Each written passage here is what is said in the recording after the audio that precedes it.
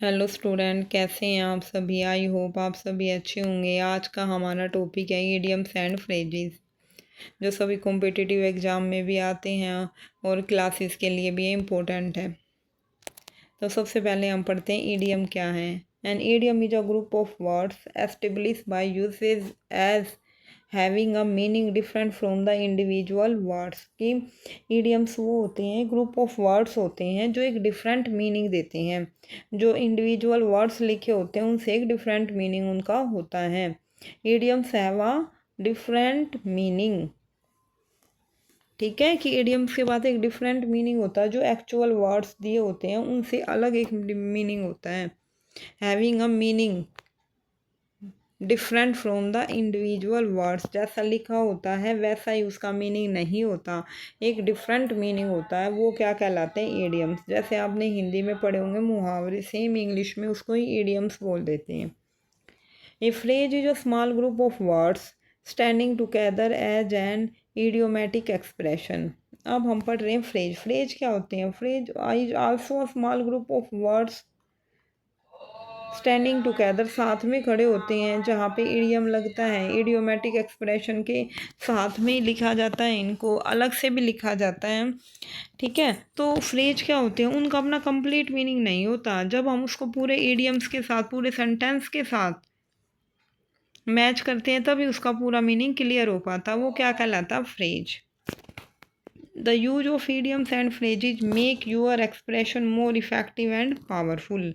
वो कह रहे हैं कि इडियम और फ्रेज क्या होते हैं? वो किसी भी सेंटेंस की, किसी भी पैराग्राफ का जो एक्सप्रेशन है उसको बहुत ज़्यादा इफेक्टिव और पावरफुल बना देते हैं। अगर हम इडियम और फ्रेजेस अपनी लैंग्वेज में यूज करते हैं तो वो उस बात को और भी ज़्यादा पावरफुल बना देंगे।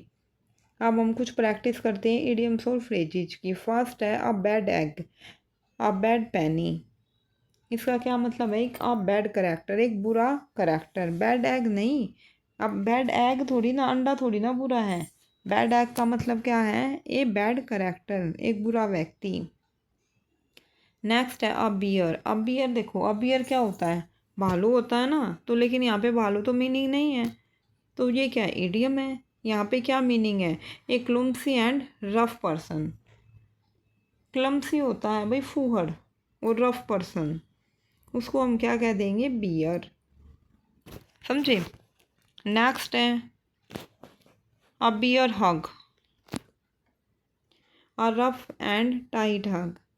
कि जब जो भालू किसी को हग करता तो बहुत ज़्यादा टाइट करता है, बहुत ज़्यादा रफ तरीके से, प्यार से नहीं करता। तो यहाँ पे अ बियर हग का मतलब क्या है? Rough and tight hug. Next है अ बिग शॉट।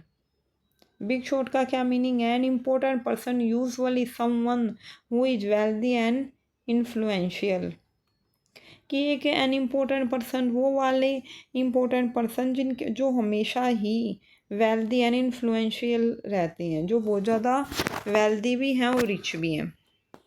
नेक्स्ट है अ ब्लैक शिप, एक काला भेड़। इसका क्या मतलब है? A bad character who disgraces his family, एक बुरा करेक्टर जिसको उसकी फैमिली से डिसग्रेस कर दिया गया, अपमानित किया गया है।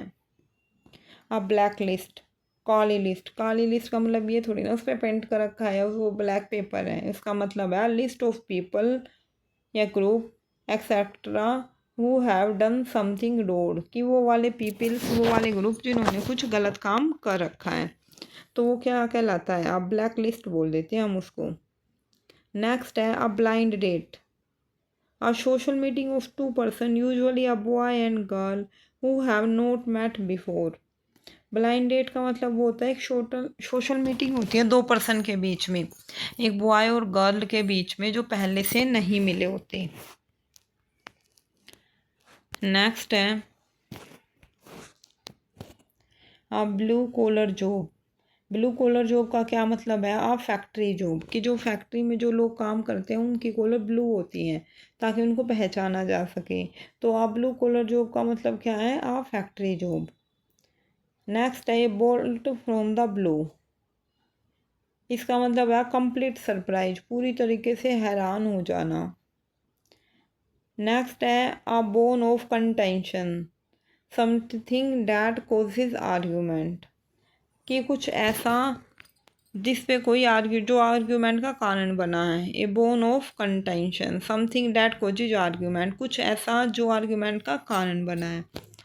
तो स्टूडेंट आई होप आपको ये इडियम और फ्रेजेज कुछ क्लियर हुए होंगे।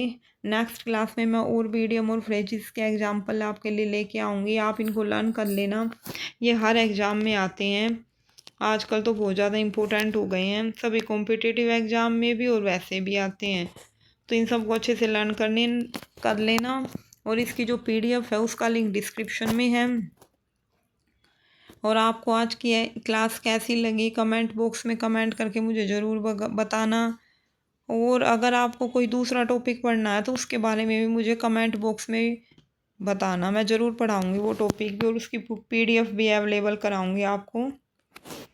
तो थैंक यू सो मच।